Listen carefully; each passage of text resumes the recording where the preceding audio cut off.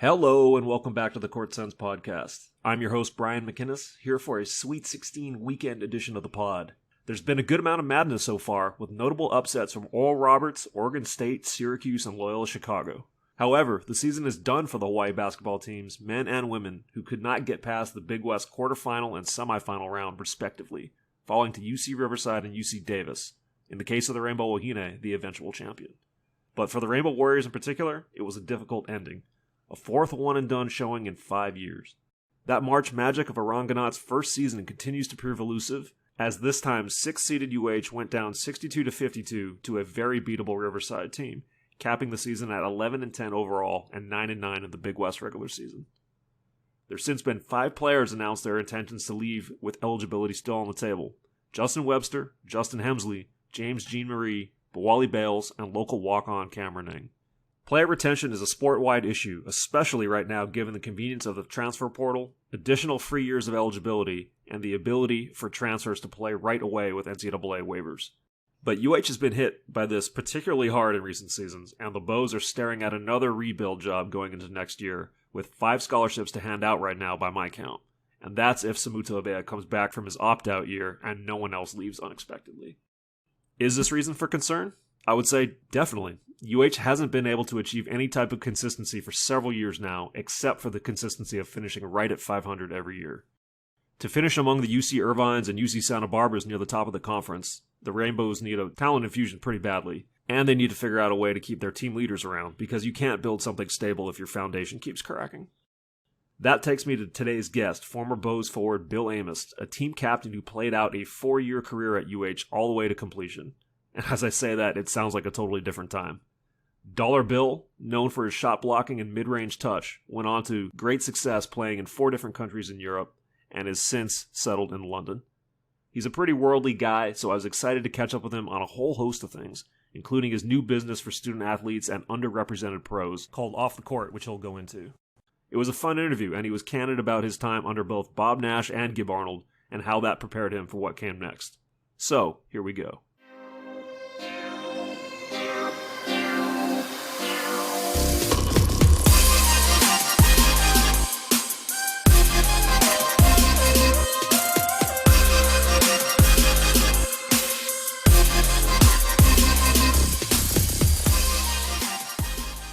Check out Mike and Kara at No Ka'oi Automotive in Kalihi for all your vehicle repairs and maintenance needs. Quick turnaround, affordable, honest, and ASE certified. Call or text 842-6453 to schedule an appointment today. That's 842-MIKE or email nokaoiauto@gmail.com. The best part? Mention the Court Sense podcast for a 10% discount. All right, welcome back to the Court Sense podcast, and it is an honor and privilege to bring on a guy who has pretty much lived in Europe for the last decade, it seems like. Bill Amos, the former University of Hawaii basketball forward, all-WAC player, has carved out a nice pro living for himself. Now, I believe, retired from hoops and is on to other ventures. Living in London currently, Bill Amos, welcome to the pod. It's an honor and pleasure to be here. Thank you for having me. So you've lived, I got to say, a very interesting life, man, since the time you left the University of Hawaii. A number of guys, of course, go off and play pro hoops and hop from one country to the next, but you've had some quite interesting stops between Belgium, Romania, Cyprus, Estonia, and as I said, now living in London, and you've also taken some jaunts here or there. How would you sum up your life these last handful of years, Bill? Oh man, it's been a great ride. I guess I would say it's these. I feel really fortunate to have been able to play a long time. I feel like I was able to kind of carve a niche out for myself at the end of my career. Maybe people remember me as a Hawaii basketball player. I was a pretty good shot blocker, but I was also always trying to score points. And then I got into professional and realized that a little bit more team-oriented game, and I kind of carved out my own little defensive niche, let's say. Well, you do have your own Wikipedia page now, so kudos to you. You must have done something right, I guess. My mom tells me I need to go in there and make edits, but I feel like I don't know. It feels like a bit false to change it. I feel like since it was, I didn't make it, but I don't know. I do think there needs to be some edits. I haven't read it thoroughly. I'll have to check it out, and maybe I could be the one to do that. I do have some copy editing background, but Bill, first thing I want to hit upon with you real quick is you just had your 15 minutes of Twitter fame, kind of overnight. Can you please tell the good people what happened?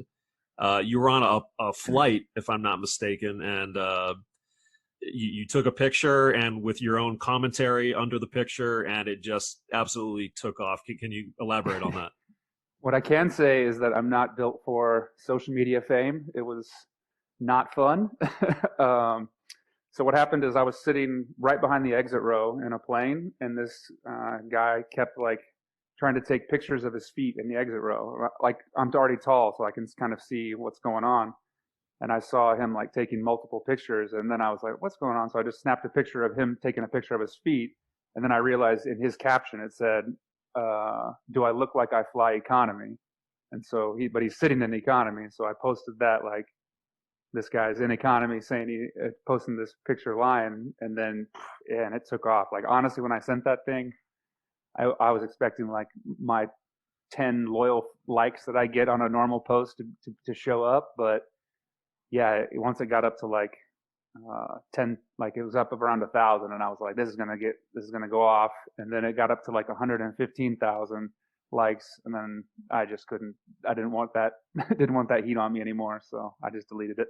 Yeah, what do people need to realize, like when just an average guy off the street, no offense, Bill, like has like a social None media taken. post like that explode? Um, like, do people not realize? I mean, like, is your phone just constantly blowing up, or like people trying to reach out to you to like get stuff? Like, well, what's happening? Yeah, I had like people like writing in my DM, like asking me to try and like sell their products. I had people writing me like saying, can I donate to their like family members and stuff and post things for their family members. And then I had people like DMing me like saying really awful things to me. And I was just like, I don't need this. I don't need this in my life. So I just deleted it. Felt my anxiety immediately went down. So it was worth Yeah, deleting. maybe that was for the best. I was watching just in awe. I checked in a few times to see where that post was, and it was a legitimately funny, good social media post. Like it deserved attention, in my opinion. But that was insane, and I don't know how maybe people live that life, like where everything they post can go viral, or everything they do post goes viral. Ugh, I couldn't handle it. There's no way. Not built for that fame. well, welcome back to normalcy. You have a seat, settle right in. You know, Bill, just on a topical note, your playing career ended a decade exactly from now. Actually, 2011 was your last. 2010-11 was your last year with the Rainbow Warriors. That was Gib Arnold's first year as head coach. You were there for the transition from the Bob Nash era. You redshirted that final year because of injury, and then you were present for the Gib Arnold era. So how does it feel 10 years removed, as we're in March Madness right now, and unfortunately for them, did not get past the Big West quarterfinal round? One of the things that I always think about, even when I was still playing, is whenever I first ended, I remember, or let's say whenever I was in college, and I thought about guys that had finished 10 years before me. So that would have been, let's say, AC Carter, whenever I was like first starting out. And I was like, oh man, this guy's super old. Like that was my inside, like in my head. That's how I imagined him. And now that I'm that person, I'm like, I'm not that old. But sure enough, I am that old. That's crazy to think that, yeah, when you started your career, like in, what was that, 2008? That was only 10 years removed from the AC Carter era. And Yeah, exactly. So, yeah, it's looking back on it, it's crazy to think that it's been 10 years since then. It was a really fun 4 years that I had there for sure, and yeah, it was a good ride. so how much attention do you pay, or do you even get to pay, to March Madness being over there in Europe, for the last several years of your life? Is that something you have a radar on at all? I got quite a bit away from college basketball, especially whenever it was like still the 35-second shot clock, and just my life was living the European basketball. So I didn't pay too much attention to it. The kind of the business that I'm in now, I'm looking more looking more into college sports and following it a little bit closer and paying more attention to it. But yeah, I haven't really followed too much UH. Let's say it's a bit difficult with the time change here in Europe, but yeah, it's I definitely I guess feel for those guys. Ready? Yeah, no, they haven't had quite a breakthrough since a few years ago when they won it all and got to the big dance in 2016. I imagine that year you probably picked up on it a little bit. Yeah, at that point I was still coming back and training during the summers with the Hawaii guys. Like I would work out with them during the summertime. I worked out with what was his name? The Serbian guy. Jankovic, Stefan Jankovic. Yeah, we used to go lift and stuff. But yeah, since then I guess it's been a few lean years. But hopefully they can get turned around here. I saw that they've also had a few defections, so maybe they just need a clean slate. Hoping for the best. I loved Iran as my coach. He was my coach for 3 years. He was great to work under, great guy, and I don't know. It's a tough job. It's a tough job to recruit out there. I would think it would be a little bit easier if you're getting a lot of guys from California, and a lot of the games are in California. But I don't know how it is nowadays. I guess now it's a lot easier to transfer as well. So you have a lot more turnover. There is that for sure. It's become kind of a runaway trend of, and UH has been bit pretty hard by it. I think it's safe to say the last couple of years. I mean, even whenever I was there, a lot of guys, they complain, but it was so difficult to transfer at that point. You for sure have to sit out a year, and I'm not actually familiar how the rules are changed. I know they have if you're a graduate, you can leave, but right. Yeah, it was guys get homesick. I mean, it's not an easy thing. It's pretty comparable to living this existence in Europe. I think it's easier living in Hawaii than it is in Bucharest, Romania, but but yeah, I would say moving out there was a great transition. It was a great building block for me to be able to move over to Europe. I was already used to living away from home, isolated, and you have to build to develop this community, this Calabash family, let's say, outside of your home. Sure. Yeah, some definite parallels there. And as you said, I mean, Coach Ganot was your coach. He was the full assistant under Bob Nash, right? I guess the entire time you were there, and then not including the Gibb year, of course, at the end. Yep, exactly. He went to St. Mary's that year. Right. Well, we'll see if they can get things rebuilt and make a run. Have they signed some guys yet? I haven't. They have one guy committed from as a transfer from Princeton that they announced at midseason. Okay, I saw that. Guy who played for Princeton. I guess he didn't get to play at all this year because the Ivy League was the one league that opted out of college basketball because of COVID threats. I saw one game where there was players that were playing with masks on. I don't know what league that was, but I think it was I don't know. City or the state. That can't be easy. Man, honestly, I really I feel like I kind of lucked out in stopping when I played. It would have been tough to play out your last year like some of those guys probably had to with no fans. It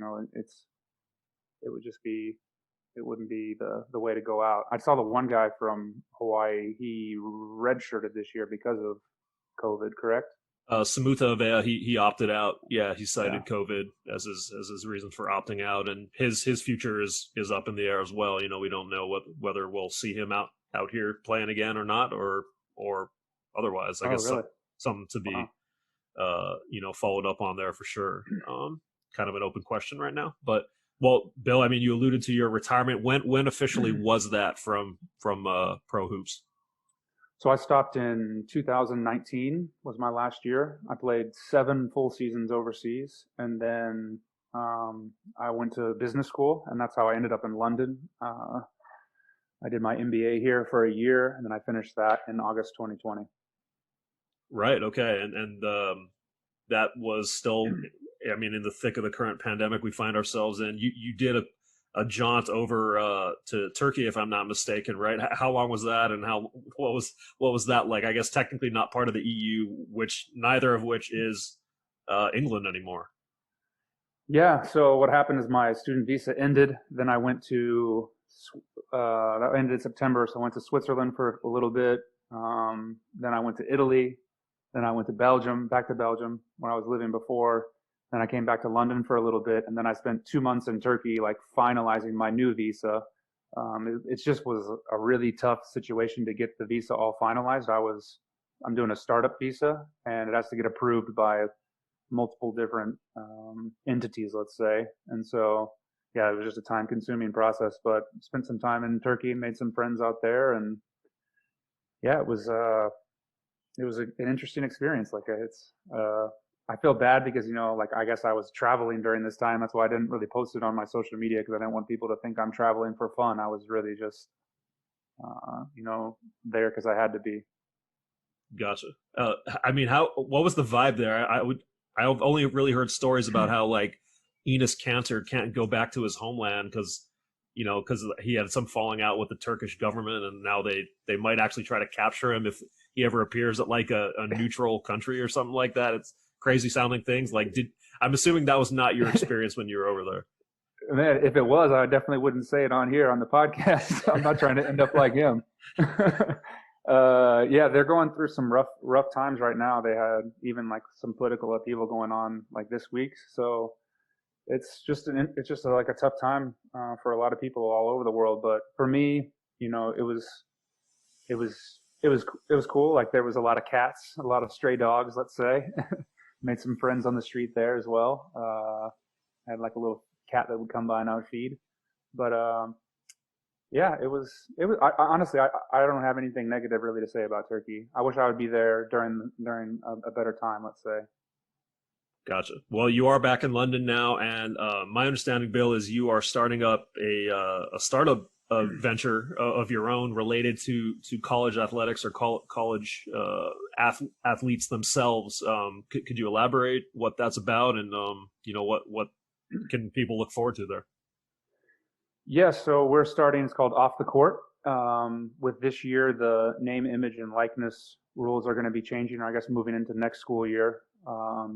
So we created a marketplace essentially for athletes to create their own little personal store where they can sell goods and online services. So they can sell, for example, kind of like Cameo, they can sell a shout out video. They can sell a video call with, let's say, someone like a digital mentorship. So let's say someone from a Hawaii kid that's in the 5th grade or something. He wants to learn, from his favorite UH football player, your favorite UH basketball player. They can sit there and go over some of his game films or just talk about life. And so that's one thing. So we have, and eventually we do want to get into more digital or not digital, physical merchandise sales. So like helping athletes, design and build brands. There's this huge push towards entrepreneurship, especially in our generation with uncertain job futures, and even going for myself from transitioning out of sports, it's quite an overwhelming thing. So we've done a lot of phone calls, a lot of conversations with former athletes and current athletes, and one of the main things that keeps coming up is their anxiety about transferring into their new career. So ideally, we want to give them some framework and some help in building their own online business and take control of it, because the NCAA is I don't know, maybe I'll want to go be a coach one day, so maybe I shouldn't say anything, but I'm not a fan of the way the NCAA has taken advantage of athletes for so long. It's time that things change for sure.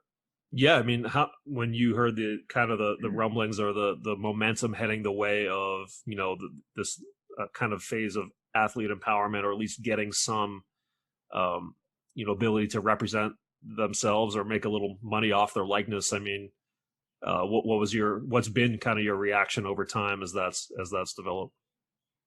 Yeah, my initial reaction was, that's awesome. I was trying to think of the best ways that athletes can monetize that. A lot of guys, if they have a large social media following, they can start doing posts and whatnot like that. But that it's more, we're still kind of waiting to hear what the NCAA is exactly going to offer and allow. So it's kind of, there's just this holding period. We were supposed to get legislation passed in January that was going to give us quite a bit more guidance, but even that they've pushed back. But essentially there is a timeline for them because some certain states have passed it that's gonna take effect this July. So they pretty much have to get something done, or else it's going to be certain states will have an unfair advantage, certain college will have an unfair advantage. But one of the things that I've thought about, I think is interesting, is like a school, let's say like Hawaii, where you have a lot of fan support, more so than the other schools in that conference.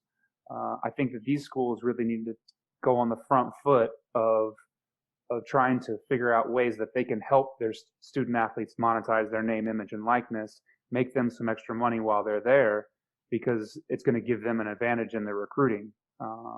And I think it might level the playing field. Like, let's say, one of the things that I always think about, because my mom is from Nebraska, but like the Nebraska Cornhuskers, like they struggle to get athletes at this point because you have to go live in Nebraska. But they have maybe some of the best, they probably the best fan support in the country, like at least top 5, I'd say, for their football, and they're super loyal. But those fans would be doing whatever they could to help these athletes, I'm sure, if they could. I mean, even whenever I was in Hawaii, people were, bending over backwards. They wanted to help in any way they can. And now you're going to see a wave where a lot of fans can support their athletes monetarily and in more ways. So I think that that's what's going to be an interesting dynamic to see how that shifts the powers of college sports. Yeah, well said. And so there's I heard you say we. So you have, it's not just you going into this, or you have some like kind of partners over there in London. Yeah, so there's a team of 4 of us. It's actually 3 guys from my MBA, and then we hired actually my former flatmate here. He's our CTO, so he's our development guy, so he's building the marketplace, the platform right now for us. Off the court. And so are you planning on kind of running it from London? Can you really kind of do that successfully from there, you think? Well, that's the thing, is we're also targeting mid-tier level athletes in Europe as well. So let's say a guy who's playing in like the 4th league of soccer in the UK.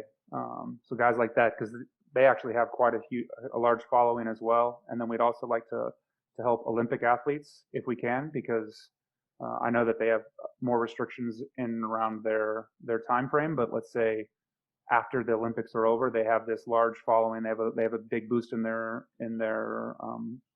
followers and whatnot on social media, and hopefully we can help them capitalize it if we're ready to go by then. Right now we're in a startup accelerator in Stockholm, and one of our guys is Swedish, so we are hoping to start marketing out a little bit more aggressively in the next few weeks. Gotcha. Well, Bill, yeah, best of luck there, man. It sounds promising, sounds encouraging. Hopefully you guys get some clarity, I guess, from the NC2A on what things can and can't. But knowing them, they may be some foot dragging, or it might be a little while. So I hope you get some resolution there soon. You can get fully underway. But well, Bill, as we talked about, I mean, you are a very well traveled guy. We listed right off the top basically some of the stops you've been at in your playing career and otherwise, places like Belgium, Romania, you referenced, Cyprus, Estonia, places that most Americans, let alone people listening from Hawaii right now, will probably likely never go to in their lives.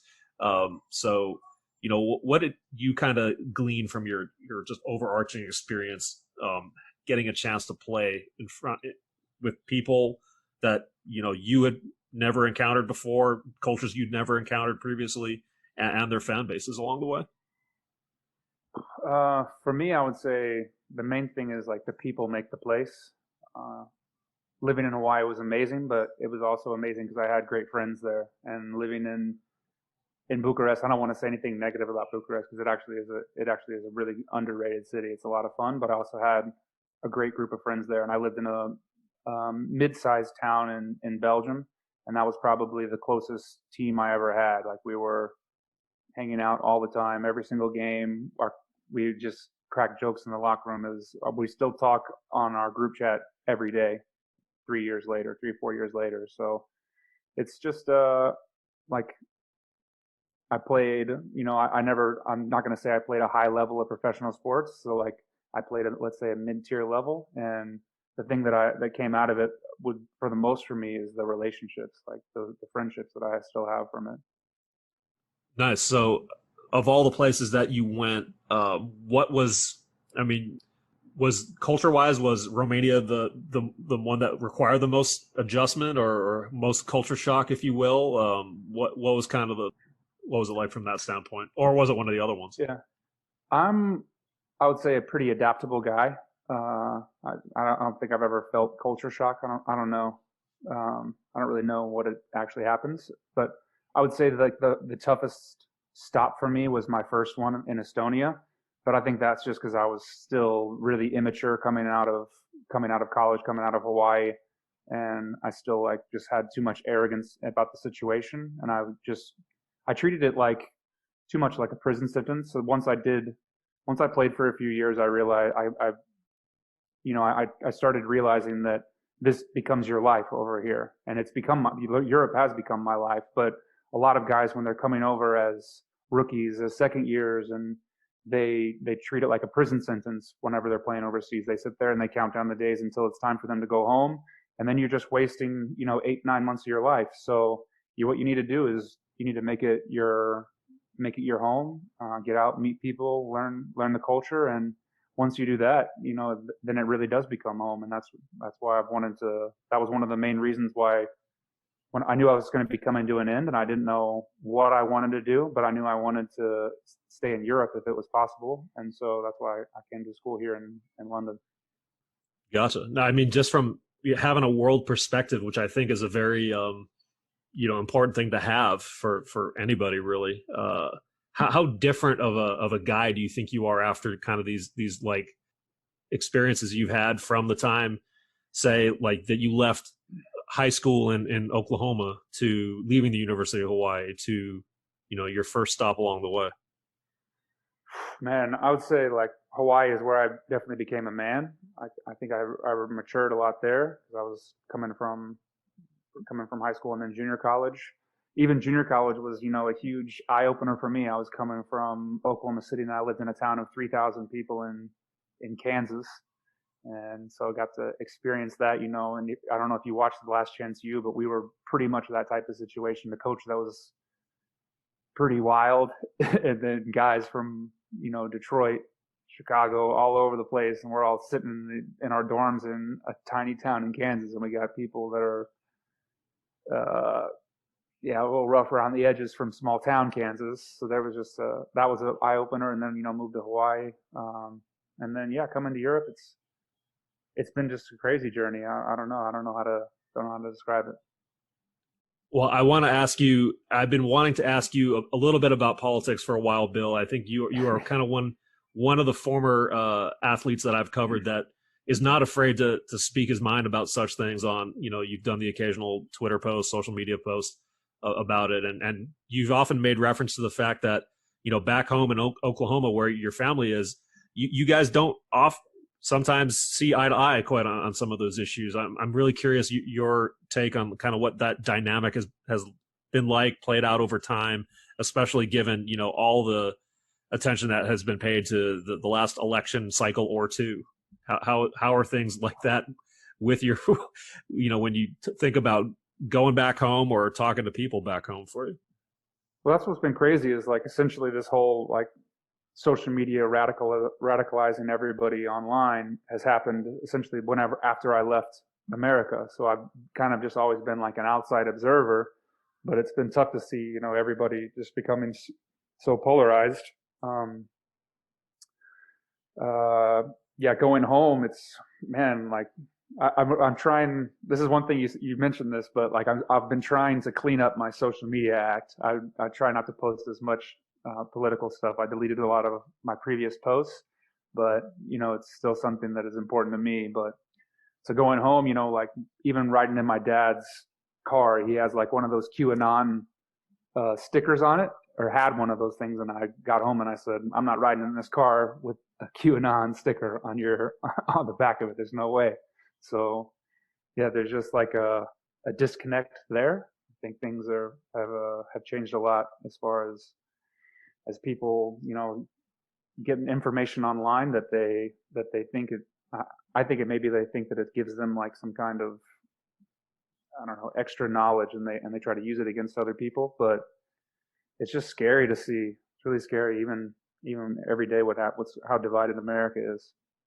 Yeah, no doubt about it. And you hit it right on the head, I think, with these just kind of information bubbles that people find themselves trapped in willingly or unwillingly. I mean, maybe some people seek that out as a comfort zone. Maybe some people don't even realize that they're in that kind of, that echo chamber of information they want to hear, or that's all they hear.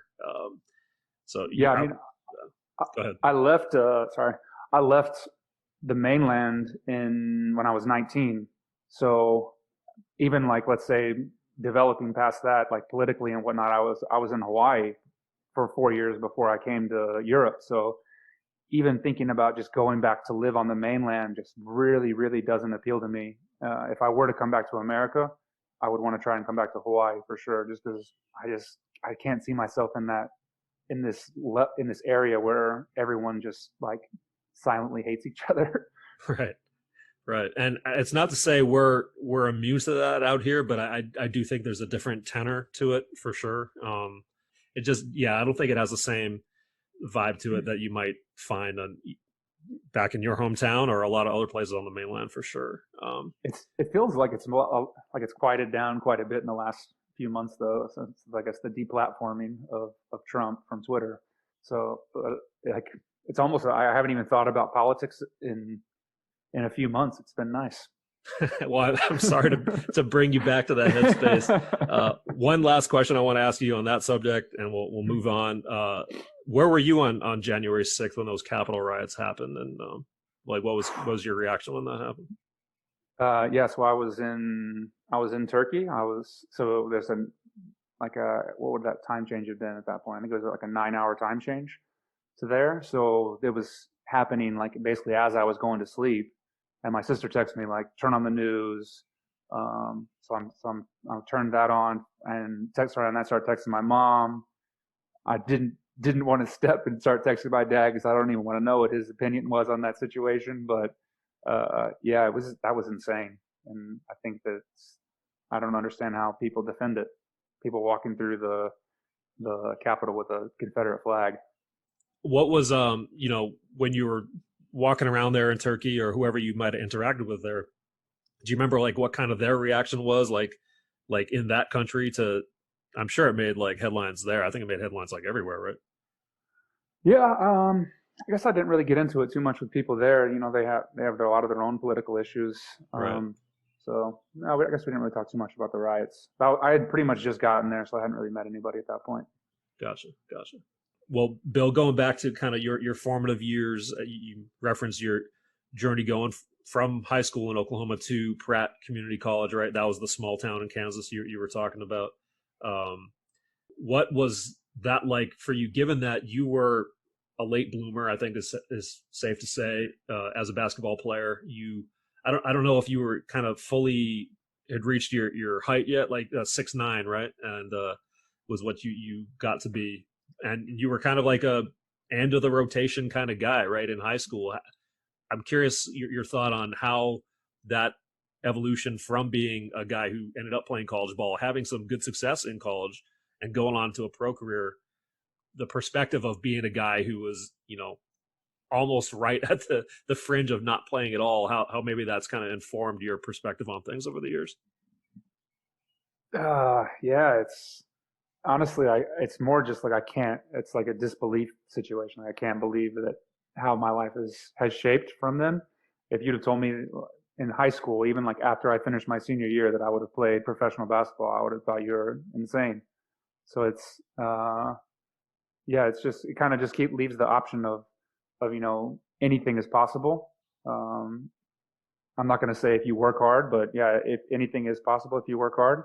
And I think that's, let's say, my perspective has changed so much now ending basketball because, as a player, whenever you're moving up these ranks, it's almost like a pyramid, the people you're competing against get smaller and smaller, as you get to the professional. So like once I get towards the end of my career, there's maybe there's guys that are above me, and there's guys that are below me. But like at my level, there's maybe only a few hundred guys in the world that are my height that play the game like me, So that's pretty much the only competition I really have in the world is a few hundred people for the jobs that I want.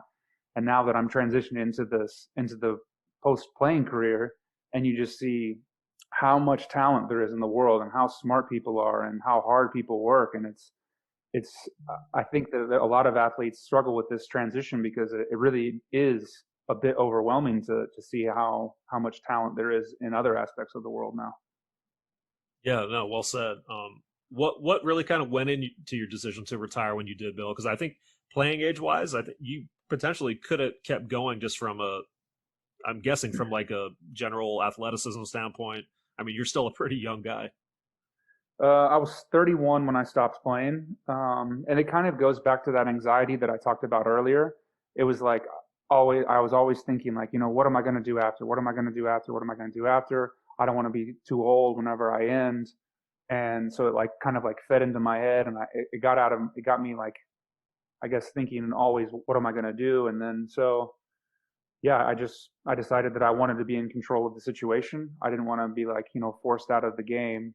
And then, yeah, that it also just kind of coincided with I had, it wasn't a bad knee surgery. I had like some cartilage cleaned, but I had a bone bruise that kept me out, and it hurt my season. And I knew I would have had to take steps back in my career if I would have kept playing.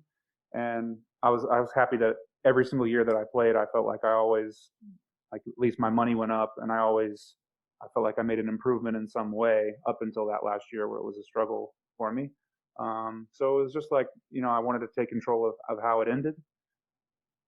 The way things have gone since then, I don't know, like I definitely miss the game sometimes, but I don't know if it's more, missing the camaraderie of the guys, or if I just actually miss playing basketball. For me, I think it's more missing the camaraderie. It's more like nostalgia of the moments of playing more so than actually missing basketball. What's the moment or time period that you look back on with the most fondness, either from like a personal or team achievement standpoint, and maybe what was the opposite end of that spectrum? What was the toughest? It would be my second year in Belgium. We were a really close team. Everyone, like I said earlier, like we were just every single day was great. Like I didn't even at a certain point of the year, I just like stopped even trying to like hang out with anybody like else outside of my team. I was just like, man, this team it's as good as it's gonna get, and I need to cherish this. So yeah, that's probably that was my favorite year. We also had a really good year as well. Um, for negative times though, I would say it's probably twice.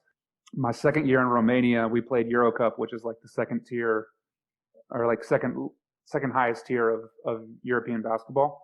But we just had this coach that I did not get along with at all. He was just not I don't know, like I didn't respect him, and he probably didn't respect me. And it sucks because of like, I think if we would have had the coach from the year before there, then I probably would have made another leg up in my career, like a more dramatic leg up in my career than I would have, because then I would have had a coach that actually believed in me.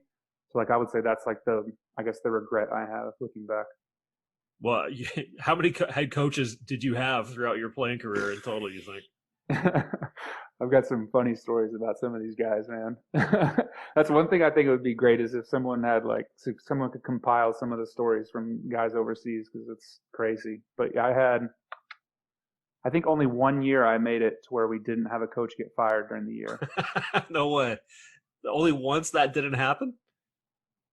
Yeah, I think so. Like, I think maybe it was twice, but yeah, it was often you get coaches getting fired during the season. Wow, where do they find these guys? A lot of times they bring up the assistant, so the assistant will become head coach. My last year we fired the guy and we brought in somebody outside, and that's where I can tell you some funny stories. But yeah, that guy was interesting. Whenever we fired our head coach middle of Estonia, we hired the assistant, but the assistant wasn't really good at speaking English.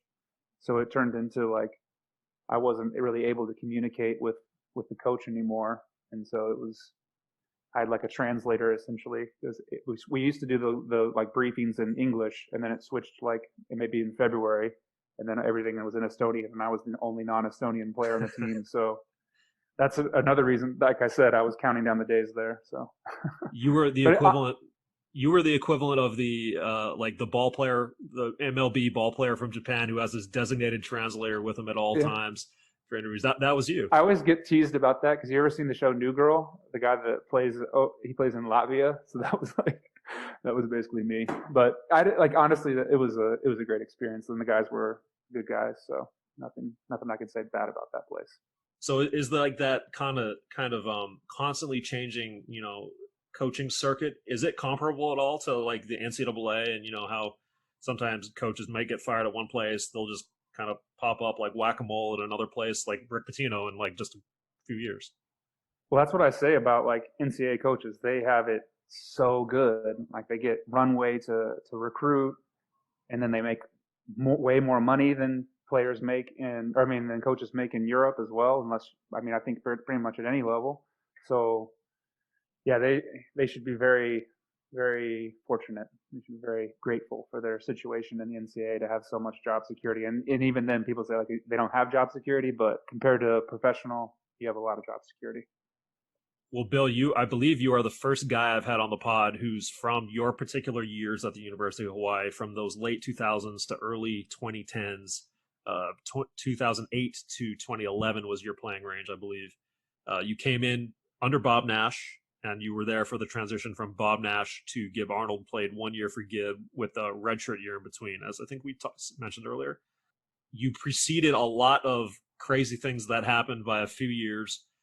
Going from Gib to Benji to Iran, ups and downs, wild swings. What do you remember about those few years that you were there? I mean, there was a coaching transition, as I just said, but it seems like a calmer time overall, or maybe the calm before the storm in some ways. What kind of was your read on your time there? Well, like going back to like talking about coaching changes. One of the main things as an athlete and as a coach is it's really hard once you lose a locker room. So like whenever you can see a professional team, whenever I think that's generally when they make that change is whenever you start seeing that locker room's gone, because it's almost impossible to bring back. And Bob Nash had lost that locker room before going into that senior year the original year that I redshirted.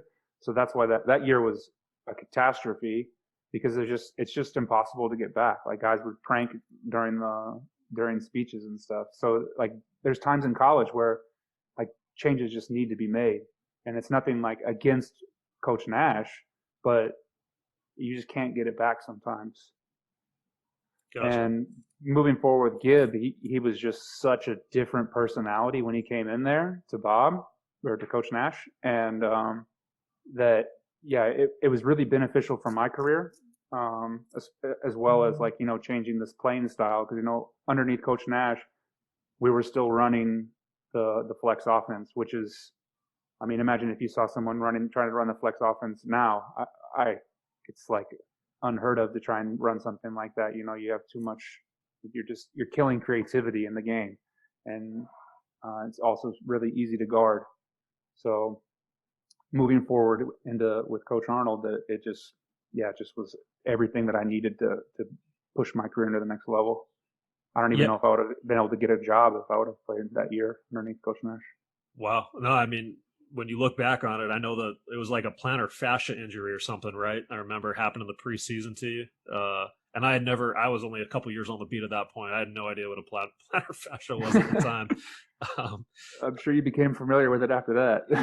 Yeah. That, I mean, as guys, one where the like gamekeeper's thumb injuries and all kinds of weird terminology I remember learning along the way. But yeah, as you said, I mean, it worked out for you on the long run. Was it tough to have that perspective in the moment, I guess, going into what was going to be your senior year? To be honest, when it happened, I was like, my immediate thought was like, this is probably a blessing in disguise. Because like I said, the locker room was pretty much gone already. So I knew it was going to be a rough year. And like I was the captain of that team. So like it sounds bad, but it was tough. I knew it was going to be a tough one. Well, it sure bore out that way. And there were some, as I said, some up and downs after you finished playing. Your playing career was done. That was a successful first year under Gib. I believe you guys won 19 games You were an all WAC player, I want to say, that year, second team perhaps. How much did you follow in the immediate aftermath? How the Gibbs saga played out. All the transitions they had. Were you able to keep track? Well, I came back that one. I watched it really closely. Then that my first year out, I didn't have a whole lot going on while I was over in Estonia. So I missed Hawaii. Like, I was super homesick for Hawaii that year. And then, so after that year, I moved back to Hawaii, and that's whenever I worked for Oceanic Time Warner doing the broadcast. Yeah, with Johnny right. White. My guys, that was a fun year. But I've watched them do it now. Those guys are better than me, so I'm happy they found Kavika. He's a good guy. But yeah, so I followed him that year pretty closely, and then just kind of got away from it after that. Let's say, once all the drama happened with Coach Arnold, I got roped into that. I had to do like depositions for that process and talk about. Let's just say Gib Arnold's lawyers were better than UH's lawyers. Well, he did get a nice pay out of the whole thing in the end. I want to say $700,000, something like that. He couldn't coach for a few years. I've actually heard his name come up as rumblings of like openings like at Portland University, like maybe Gib was, I don't know if he sent some feelers out or they were, floating him out there. It didn't happen that way, I don't think, but he's a good coach, man. He's a bit rough around the edges, and I don't know how he needs like an ally in the locker room. Like, I think that whenever I was there, I was an ally for him in the locker room. I was a senior, I was mature, and I had a lot riding on that year. And I even whenever I was injured that year, it was tough for me. And then once I left, I think he didn't have that same level of ally. And immediately after that, I know they went down quite a bit that next year, and then eventually they got with like Fotu, and they just had a lot of talent. Like Christian Sanhardinger is really good. He's just a great recruiter, but so he's going to get talent for sure. I mean, it's pretty staggering when you kind of stack up like the personalities that they've had leading the program back to back to back to back, like over the last, since you played to now. It's like, like whipsaw action, man. It's kind of truly. Yeah. I don't know. I haven't talked to Benji in a while. He was always a fun guy to play with. That year with Coach Arnold was, because we also had Coach Akana. Like, that was just a group. That was just the characters, man. That was a fun year. Well, I want to have some of those guys on at some point, Benji included. I think he actually will be one of the guys I'm hoping to reach out to pretty soon. So okay, cool. That would be a fun interview. I guarantee it. Yeah, I'll be tuning in for that. He'll always speak his mind, that's for sure. He absolutely will. Bill, final thought from you, man, on your venture or London living or what's to come for you in these still crazy pandemic times that we all find ourselves in. Well, I would just say, we're almost out of this, so keep our heads. For my venture, we're getting there, we're getting close. I already know that the people of Hawaii, that they're going to support their local student athletes or their student athletes. So hopefully it will be on my platform, but if it's not, I know that they'll do it regardless. Off the Court, check it out. All right. And Bill, thanks for coming on the pod, man. Yeah, thank you, man. That was great.